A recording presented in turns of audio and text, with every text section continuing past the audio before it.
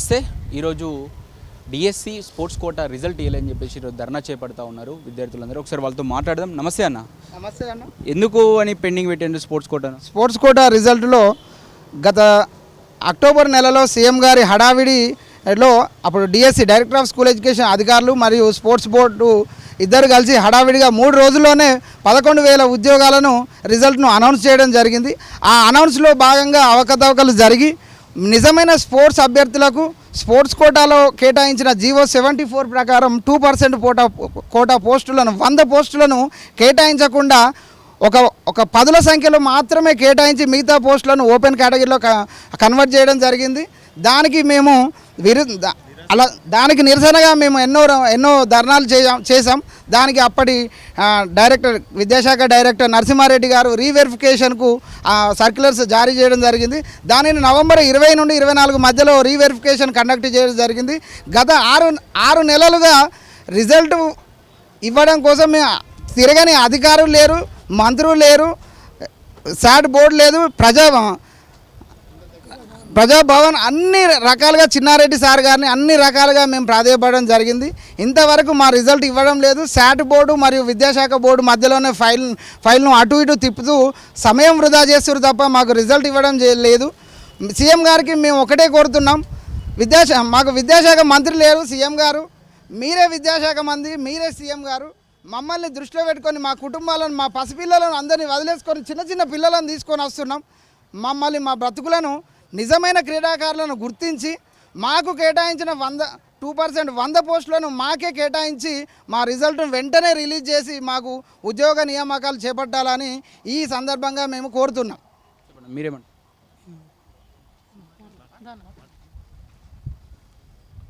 ఎంతమంది ఉంటారు మొత్తం 393 వెరిఫికేషన్కి వచ్చాము.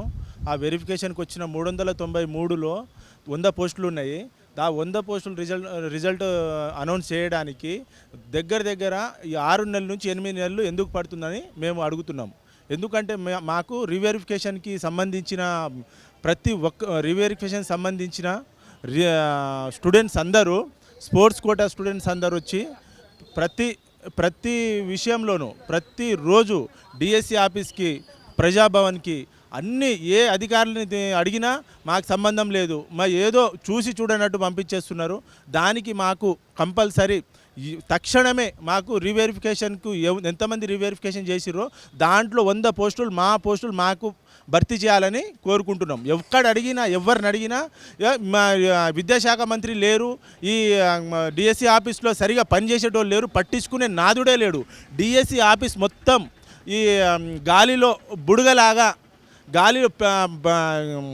బుడగలాగా మొత్తం వదిలేసిరు.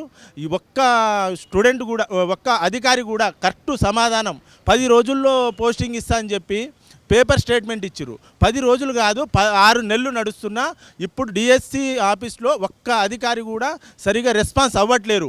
లింగారెడ్డి సార్ కూడా అవ్వట్లేరు. నరసింహారెడ్డి సార్ అటు ఇటు చూస్తామన్నారు. ఇప్పుడు ప్రమోషన్ వచ్చింది, ఇది వచ్చిందని వెళ్ళిపోయారు. ఇప్పుడు అది డిఎస్సి ఆఫీస్లో ఎవరిని అడిగినా సరిగా అధికారులు కూడా రెస్పాన్స్ అవ్వట్లేరు. మా డిఎస్సి స్పోర్ట్స్ కోటా 2% పోస్టులు మాకు రిలీజ్ చేయాలి, తక్షణమే రిలీజ్ చేయాలి. లేకుంటే ఇక్కడే మేము ఏదన్నా మరణం చచ్చిపోవడానికైనా వెనకాడమని చెప్పి మీ తరపున సీఎం సార్ని కోరుకుంటున్నాం.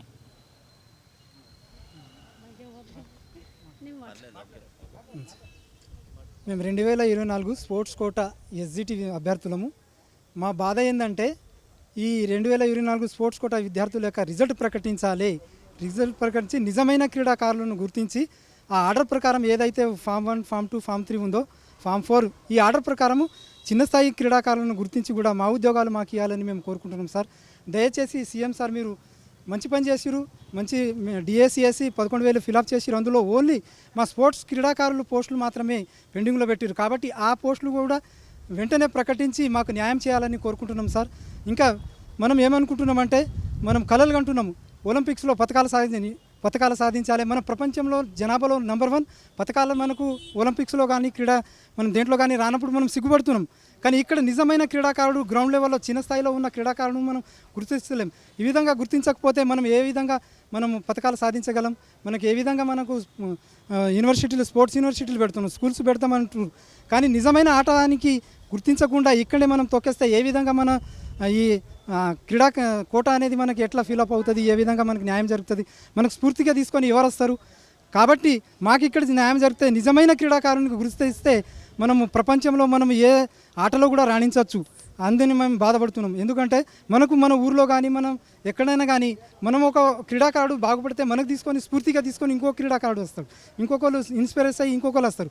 కానీ మనకి ఇక్కడనే మనం గుర్తించకపోతే ఎవరు రారు, ఈ ఆట సైడ్ ఈ విధంగా ఎవరు రారు. ఆ విధంగానే మనం ప్రపంచంలో జనాభాలో నెంబర్ 1 ఉండి కూడా పథకాలలో మనం వెనుకబడి ఉన్నాం, మనం లాస్ట్ పొజిషన్లో ఉంటున్నాం. కాబట్టి ప్రభుత్వాలన్నీ క్రీడాకారులను ప్రోత్సహించాలి. ఈవెన్ నేషనల్ స్టేట్ లెవెల్ వీళ్ళనే కాకుండా జిల్లా స్థాయిలో ఆడిన క్రీడాకారులను కూడా, రాష్ట్ర స్థాయిలో ఆడిన క్రీడాకారులను కూడా అందరినీ గుర్తించాలి. ఆ విధంగా గుర్తిస్తేనే మనం పథకాలలో అనేది మనం ప్రపంచంలో ఒలింపిక్స్లో మనము పథకాలు కొట్టగలము, మనం సాధించగలం. మనం పథకాలు రానప్పుడు నిరుత్సాహపడుతున్నాం అందరం. ఇంతమంది యూత్ ఉండి ఇండియాలో మనం పథకాలు రానప్పుడు బాధపడుతున్నాం. కానీ నిజమైన ఇక్కడ ప్రోత్సాహం ఉందా అంటే లేదు. నిజమైన ఆట ఆడిన ఆటగాని గుర్తించకుండా ఏదో ఫేక్ సర్టిఫికెట్ల వాళ్ళను వీళ్ళను తీసుకొని ఉద్యోగాలు ఇవ్వడం కాదు. ఈ స్పోర్ట్స్ కోటా రిజర్వేషన్ కూడా పక్క రాష్ట్రాలలో 3% ఉంది, కానీ మన దగ్గర 2% ఉంది. ఈ శాతాన్ని కూడా, ఈ రిజర్వేషన్ కూడా 3% పెంచాలని మేము క్రీడాకారులు మేము దయచేసి దీన్ని కూడా పర్సెంటేజ్ పెంచాలని మేము కోరుకుంటున్నాం. ఈ విధంగా మమ్మల్ని ప్రోత్సహించాలని మేము ప్రాధాయపడుతున్నాం. క్రీడాకారుల తరపు నుంచి అందరికీ ధన్యవాదాలు ప్రతి పేరున. మనకు క్రీడలు అనేటివి చాలా ముఖ్యం. పూర్వీకులు అన్నట్టు ఆరోగ్యమే మహాభాగ్యం అన్నట్టు క్రీడలు అనేటివి చాలా మనకు ముఖ్యం. మనం ఇప్పుడు 2024లో మేము డిఎస్సి స్పోర్ట్స్ కోటా అభ్యర్థులం. ఆ ఫలితాలు సరైన క్రమ పద్ధతిలో ప్రకటించక వాళ్ళు చేసిన వెరిఫికేషన్లో అంటే వాళ్ళకు డిఓలకు సరైన అవగాహన లేకనో లేకపోతే అధికారుల లోపమో తెలియదు, కానీ వాళ్ళు కరెక్ట్ 1290 ప్రియారిటీ 74 జీవో దాన్ని పాటించకుండా 1290 ఆర్డర్స్ ప్రకారం వాళ్ళకు తెలియకుండా అంటే స్పోర్ట్స్ కోటా అభ్యర్థి ఉన్నప్పటికీ వేరే ఆ పోస్టులను జనరల్ కలపడం జరిగింది. మేము దాని గురించి ఫైట్ చేసి మళ్ళీ కోర్టులో కేసు చేసి తిరగడం వల్ల మళ్ళీ రీవెరిఫికేషన్ మళ్ళీ అక్టోబర్లో కండక్ట్ చేయడం జరిగింది. చేసిన తర్వాత మళ్ళీ వాళ్ళు మేము ఒక 10-15 డేస్లో రిజల్ట్ ప్రకటిస్తాం అని చెప్పారు. అప్పుడు విద్యాశాఖ వారు మా కమిషనర్ గారు అదే వాళ్ళ మీద సార్ మీద నమ్మకం పెట్టుకొని మేము నమ్మకం అయితే ఒక 20-30 రోజులు అయింది. అలా తిరుగుతున్నాం, కానీ ఇంకా వాళ్ళు రిజల్ట్ ప్రకటిస్తారు. మళ్ళీ తిరుగుతున్నప్పుడు చెప్పు వాళ్ళు ప్రకటిస్తాం, పెడతాం, అట్లేం లేదు, ఇస్తాం అది అన్నారు. మేము కోరుకున్నది ఒకటి, ఇప్పటికైనా మాకు సమయం మించిపోయింది ఏం లేదు. ఒక 6 నెలలు 7 నెలలు అయిపోయింది. సరే మీ నోటిఫికేషన్లో అక్రమాలు జరిగినాయి, వాళ్ళు అమ్ముకున్నారు అనేది మీకు అనడం లేదు. గవర్నమెంట్ మీద మాకు పూర్తి నమ్మకం ఉన్నది. ఇప్పటికైనా ఆ యొక్క వెరిఫికేషన్ మంచిగా చేసి మా రిజల్ట్ని ఒక 10 రోజుల్లో ప్రకటించండి. మాకు అందరికీ న్యాయం చేయండి. ఇందులో ఎటువంటి అహింస కూడా మేము పాల్పడడానికి ఏం లేదు. మాకు ఇప్పటికే నమ్మకం ఉన్నది. మాతో చర్చలు జరిపి ఖచ్చితంగా మేము చేస్తామని నమ్మకం ఉంటే మేము ఎటువంటి ఉద్యమం చేయడానికి కూడా ముందుకెళ్ళాం. అది మేము కోరుకుంటున్నాం. అంతేగాని వేరే అహింసకు పాల్పడడం లేదు. ఇప్పటికైనా నిజాయితీ పరులైన జెన్యున్గా వచ్చినటువంటి క్రీడాకారులకి న్యాయం చేయండి. భవిష్యత్తులో క్రీడలు అనేవి ముఖ్యం కాబట్టి క్రీడాకారులు మనం ప్రోత్సహించుకోవాలి. కాబట్టి ఖచ్చితంగా క్రీడలకి ప్రియారిటీ ఇవ్వండి. మనం కూడా ఇటువంటి క్రీడలు ప్రోత్సహిస్తేనే భవిష్యత్తు క్రీడాకారులు వస్తే మనం కూడా ఒలింపిక్స్లో మంచి స్థాయి పథకాలు వచ్చే అవకాశం ఉంటుంది. అందుకని సీఎం గారు, మీరు తెలంగాణలో విద్య మరియు క్రీడల గురించి చాలా చక్కటి శ్రద్ధ చూపిస్తున్నారు. స్పోర్ట్స్ యూనివర్సిటీకి 100 కోట్లు కేటాయించి క్రీడాకారులను ఎంతో చక్కగా ప్రోత్సహిస్తున్నారు. దాంతోపాటు మా 100 పోస్టులను కూడా ఫిలప్ చేయండి సీఎం గారు. అలాగే మొన్న 2024 డిఎస్సి ఉద్యోగాలు పొందిన వాళ్లకు 5 రోజుల శాలరీ గురించి కూడా మీరు ఆలోచించి వాళ్లకు మార్గదర్శకాలు జారీ చేయడం జరిగింది. దానితో పాటు ఆ 5 రోజులతో పాటు ఈ 100 మందిని కూడా గుర్తించి మాకు కూడా ఒక పరిష్కారం చేయండి అని ఈ సందర్భంగా మిమ్మల్ని కోరుతున్నాం సీఎం గారు.